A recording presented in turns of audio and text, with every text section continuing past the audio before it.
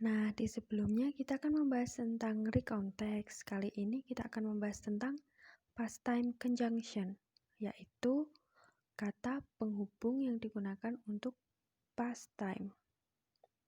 Yang pertama, as, while, when.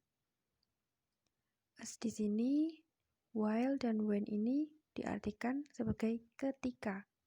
Nah, kalian masih bertanya-tanya kan? When kok bukan kapan tapi kok ketika? Nah, kita akan membahas di belakangnya nanti. Seperti contoh yang ada di sini. Diambil contoh 1 ya. As I watching a horror movie, I heard noise. Jadi, diartikan ketika saya menonton film horor, saya mendengarkan suara. Nah, yang kedua, as while or while I was working, my brother was sitting on the beach. Nah, ketika saya bekerja, saudara laki-laki saya duduk di pantai. Nah, ini diartikan sebagai ketika. Diingat-ingat ya, ketika. Nah, ini untuk when.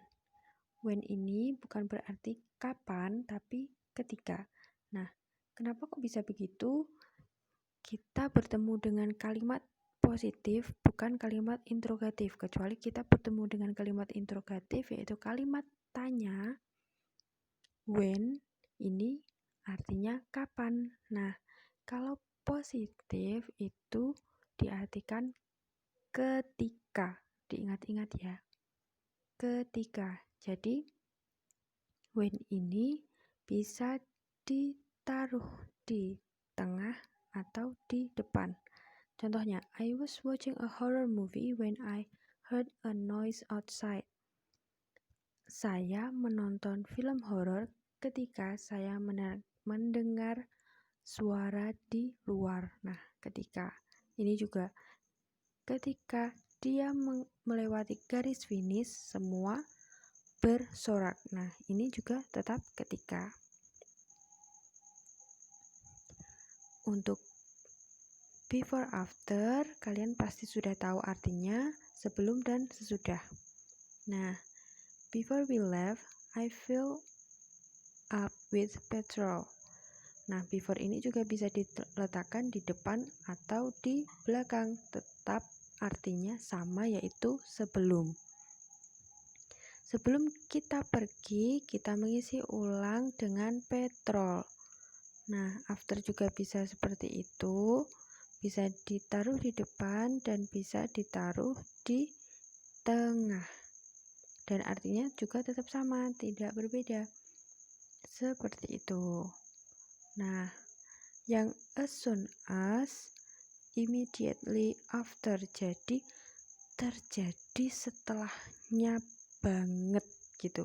Contohnya, as soon as he went gone outside, it start raining. Nah, setelah dia pergi keluar, hujan turun. Nah, jadi hujan turun itu terjadi setelah dia keluar, setelahnya banget, jadi nggak ada selang waktu terlalu lama.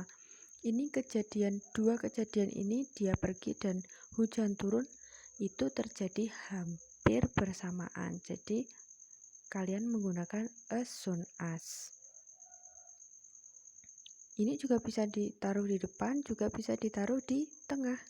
It start raining as soon as he had gone outside. Nah, untuk yang by the time nih, by the time ini kita baca contohnya.